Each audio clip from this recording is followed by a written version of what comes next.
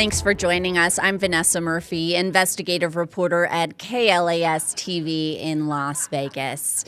Today, we're going to take a look at a cluster of group homes for teens and children here in Las Vegas. Take a look.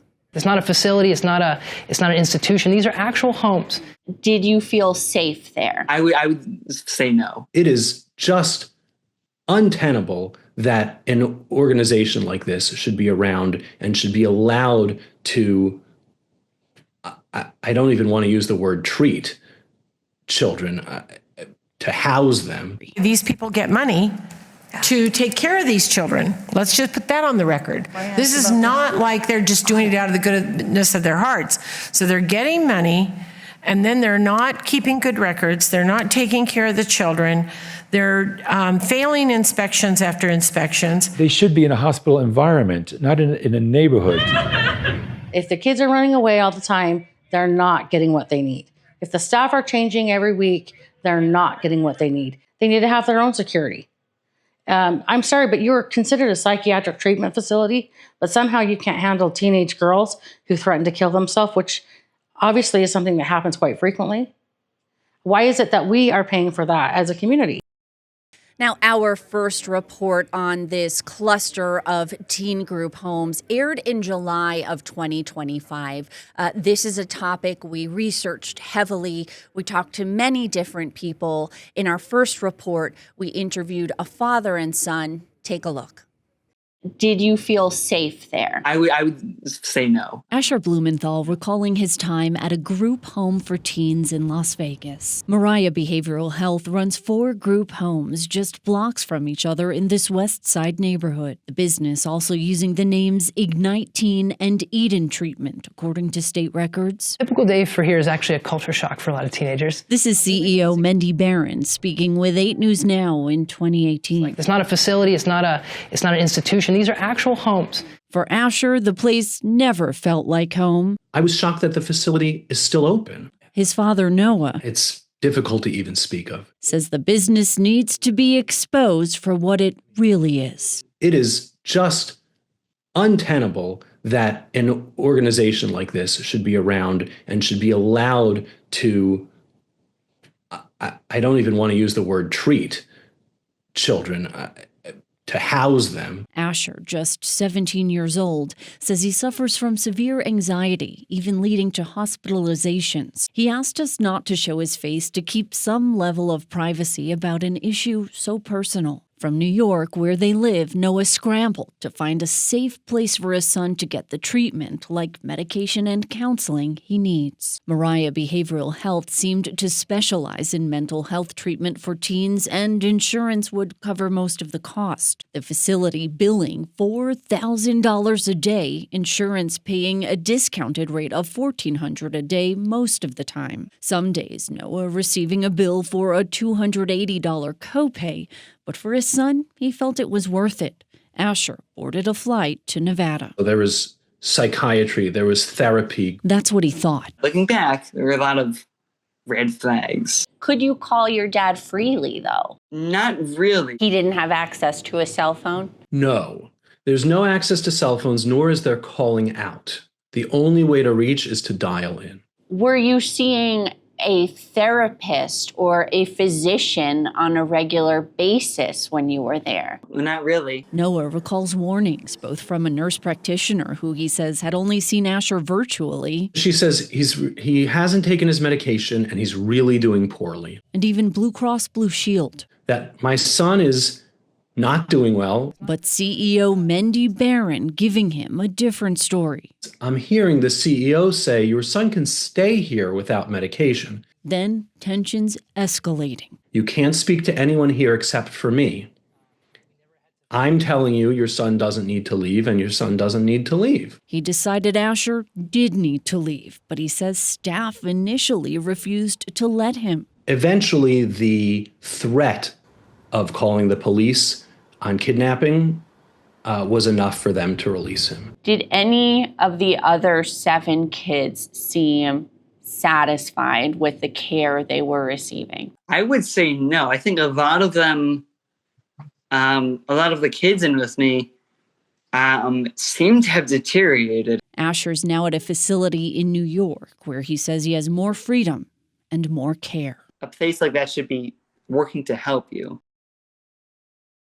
And of course, we reached out to CEO Mendy Barron to get his side of the story. We communicated with his attorney. We will tell you more about a statement they sent to us. But first, let's take a quick break.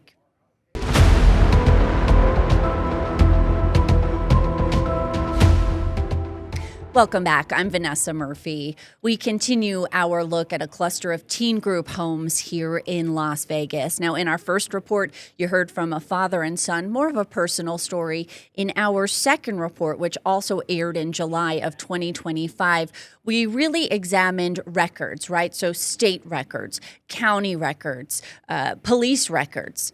Take a look. I was definitely a little, shooken from the whole experience. Teenager Asher Blumenthal recalling his time at a group home in Las Vegas earlier this year. Moriah Behavioral Health, which appears to be linked to Ignite Teen and Eden treatment, runs 4 homes right now, according to state records for teen mental health. Something is really, really off. Asher's dad, Noah, says his son didn't receive the help like medication and counseling he needed, while financial records show insurance paid $1,400 a day for Asher's care. The father recalls learning his son was deteriorating. So you come to Las Vegas essentially to rescue him?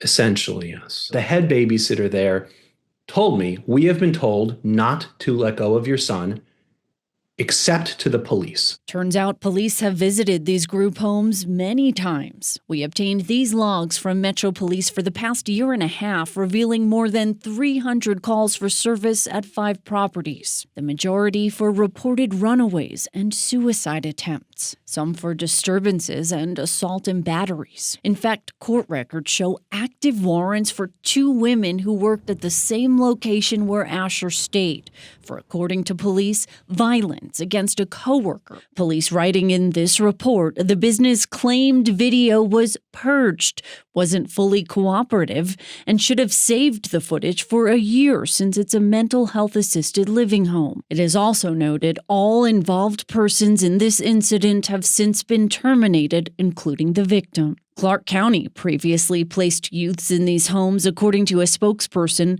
but stopped because they were found to be unable to meet the needs of their clients. Nevada's Division of Public and Behavioral Health suspended the license for one of the homes in March for failing to correct problems discovered last November, and a state audit examining 2 other locations reveals numerous problems like medications given outside prescribed timeframes and a lack of medical records, employees telling inspectors they don't use restraints while children say they did. Children revealing another child was hospitalized after an employee hurt them, exposed sharp items, which could be used for self-harm around children who are at risk.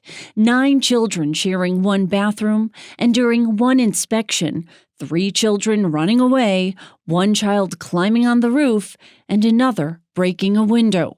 The state reporting $94,000 in fines against Ignite Teen treatment as of late 2024. There are some very upsetting information. Some Nevada lawmakers appearing emotional when hearing about the audit at this meeting in January. These people get money to take care of these children. Let's just put that on the record. This is not like they're just doing it out of the goodness of their hearts. So they're getting money, and then they're not keeping good records. They're not taking care of the children. They're failing inspections after inspections. Some of them are, like I said, safety, and some of them are medications and what have you. From January 2023 to June of this year, the state reports a total of more than $5.5 million paid to the facilities. That's in addition to payments from private insurance for teens like Asher. The father and son say they're sharing their story to help other families. How can I let somebody else make the decision based on all the beautiful advertising and et cetera to send their child there when I know what the place is like? And of course, we reached out to CEO Mendy Barron. There were emails back and forth with Mr. Barron and his attorney. Of course, when we do these stories, any journalist knows you want to get both sides, right? There's always two sides to every story. So we wanted to actually sit down with Mendy Barron. He talked with us previously, as you saw, when he wanted to sort of unveil these homes or let the community know about them. But years later, as we dug into this, we learned some more, sort of a different side perhaps. And again, it would have been great to sit down with him and interview him. However, his side, his attorney, Mr. Barron, had asked for the questions ahead of time. That's against our policy. We don't do that. So they did send a statement. Here it is. I'll read this for you. Quote, while we strive to support every client and family to the best of our ability, the reality is that mental health treatment is complex. Some individuals continue to struggle after treatment, and in those moments, it's not uncommon for blame to be placed on the treatment center, particularly when treatment was initiated by parents during a time of crisis. It should also be noted that some narratives similar to those seen in recent high-profile documentaries have been proven inaccurate or misleading. Many of the claims circulating online are not grounded in full or verifiable facts, but reflect personal frustration, custody battles, and painful family dynamics that our programs are not legally able to intervene in. That said, we don't shy away from scrutiny. We hold ourselves to the highest standards of clinical care and ethics. Our facilities are fully licensed and accredited through rigorous third-party evaluation, and we maintain ongoing oversight to ensure safety and quality, end quote.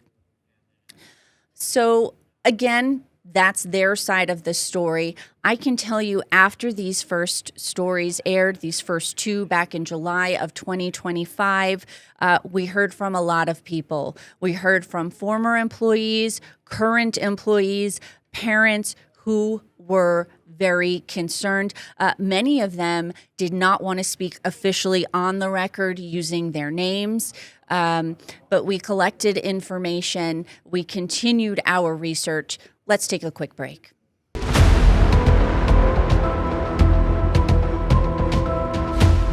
Welcome back. I'm Vanessa Murphy. We continue our look at a cluster of group homes for teens and children here in Las Vegas. You heard from a father and son who had experience with that specific facility here. You also saw state records, county records, police records. So again, after those first two stories aired, we heard from a lot of different people, employees, former employees, parents, guardians. We also heard from some neighbors. Remember, these facilities are in houses in the middle of a residential neighborhood. So we talked to those neighbors. Take a look. Just your normal Thursday with a helicopter. Michael and Kara Matthews say they thought they bought their dream home here on Bahama Bay Court in Las Vegas, but not for long. It was the day we were moving in. When we were unloading the trucks, we noticed 4 police cars pull up to the house across the street and lead a girl in handcuffs up to the house. This is a teen treatment center run by a company called Ignite Teen, as well as Moriah Behavioral Health. Unfortunately, it's health. They say heartbreaking scenes like these seem to happen on a regular basis. They also point to numerous police visits. Metro records show calls for service for assaults and batteries, abuse and neglect, suicide attempts, juvenile disturbances, runaways, and more. Very jarring and very, very disappointing. It's not that they're against the cause of helping teens. They say they're against the placement of the home, right in the middle of this residential neighborhood and what they call a lack of control. It's not a facility. It's not an institution. These are actual homes. That's what CEO Mendy Barron told 8 News Now about his business back in 2018. We didn't know what was going on. But Victor Padron, who lives next door, disagrees. They should be in a hospital environment, not in a neighborhood. The house is categorized in state records we obtained as a psychiatric residential treatment facility. I feel helpless. Neighbors point to their cul-de-sac taken over by activities and vehicles for the home's employees. If you tell them, hey, please don't park, and some of them get very nasty. So I've had them where, I've been called names too, so I just say, okay, whatever. Gara says she believes her family's safety and security are at risk. I'm very concerned. Especially after this confrontation on Mother's Day. Some of the teens from the facility versus Kara. I should not have to feel scared about being in my yard. And now I've had to take precautions to have weapons by my front door to protect myself from children. That's not okay. I'm a parent. I would never hurt a child. And so it puts you in a really horrible position to where, what do you do? State inspectors are trying to sound the alarm for children inside the home. The 8 News Now investigators obtaining this notice of revocation dated June 3rd. Inspectors say when they showed up at the home to investigate a complaint in May, the business refused to provide access and cooperate. Last year, inspectors note a lack of fingerprints, TB testing, and physical exams for employees, along with a failure to train about restraint, infectious control, and more. This year, inspectors note a lack of documentation about medication for the teens, as well as injuries, including stitches, and about an employee cussing at a teen. If the kids are running away all the time, they're not getting what they need. If the staff are changing every week, they're not getting what they need. They need to have their own security. I'm sorry, but you're considered a psychiatric treatment facility, but somehow you can't handle teenage girls who threaten to kill themselves, which obviously is something that happens quite frequently. Why is it that we are paying for that as a community? The neighbors say they've reached out to Clark County and their commissioner, Justin Jones, repeatedly, which hasn't helped. We've requested an interview with Jones, which wasn't granted. Ask these residents who's to blame. I think it's the commissioner, Justin Jones. He should not be approving a hospital to be in a residential area. To me, it's a... So we kept checking in with the state. We kept checking in with the county. It appears that the county is relying on decisions made at the state level. The business replied in some state documents that it was working to make corrections. So this is an ongoing story. And, we really wanted to interview Commissioner Justin Jones about this, or a representative for the county. Those neighbors want answers. What can they do, right? The police are always there, or I should say frequently there. They say they don't feel safe. Again, we try to get those answers for them, and we will continue to try to do so. Let's take a quick break.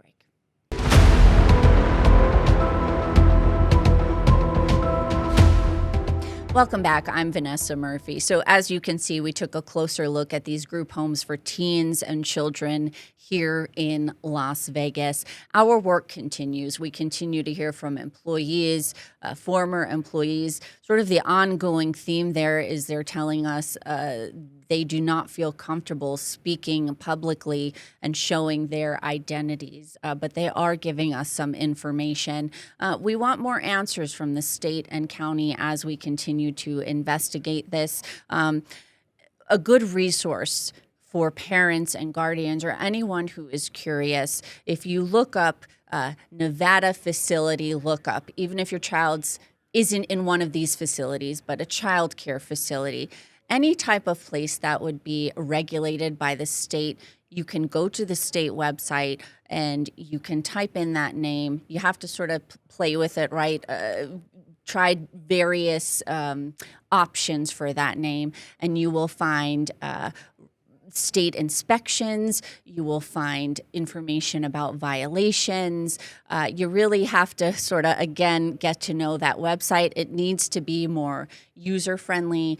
If you look up these stories on our group homes at 8newsnow.com, I do have links for you there so you can look those facilities up. So that's an important resource. But again, as far as these teen group homes, we often hear from parents, guardians, law enforcement, various community members about the lack of mental health resources. And especially for teens and children, it can be costly. There are not many options.